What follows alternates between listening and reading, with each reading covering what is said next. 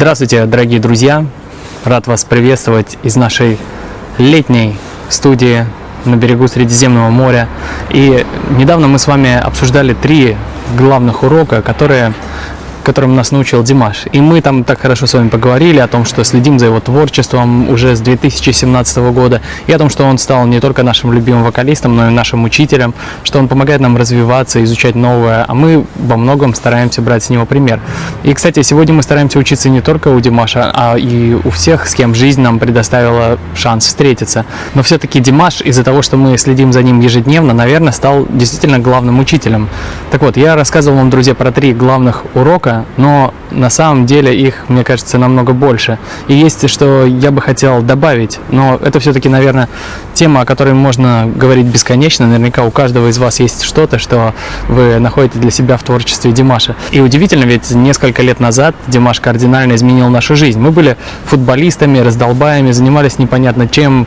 Грубо говоря, не было занятия, которому мы могли бы посвятить себя целиком.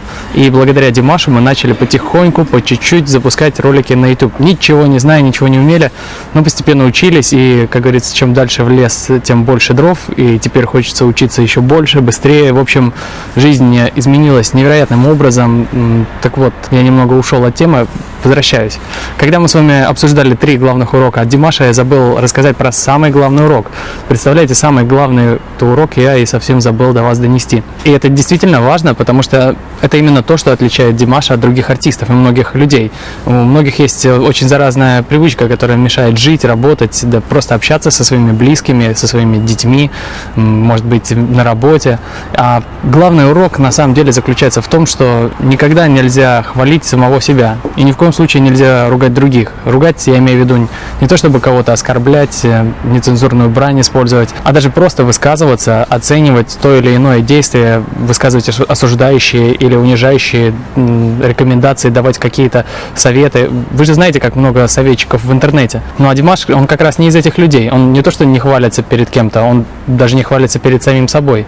И он не хвастается, он не кичится, он даже больше, он себя критикует. А критическое отношение к самому себе никогда не позволит человеку заболеть звездной болезнью, забыть о окружающем мире. Критическое мышление – это единственное, что удерживает нас крепко стоять на земле и придерживаться пути, по которому мы идем.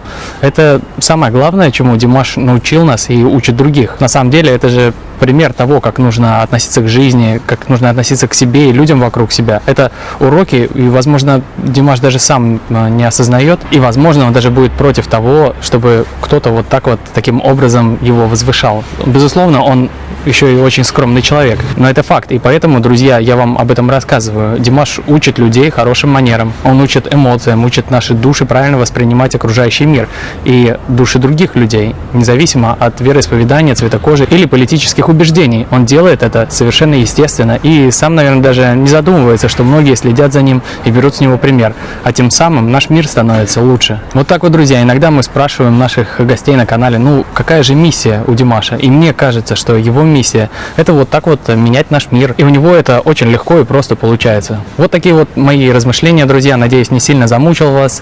Желаю вам хорошего дня. Надеюсь, что скоро с вами еще увидимся.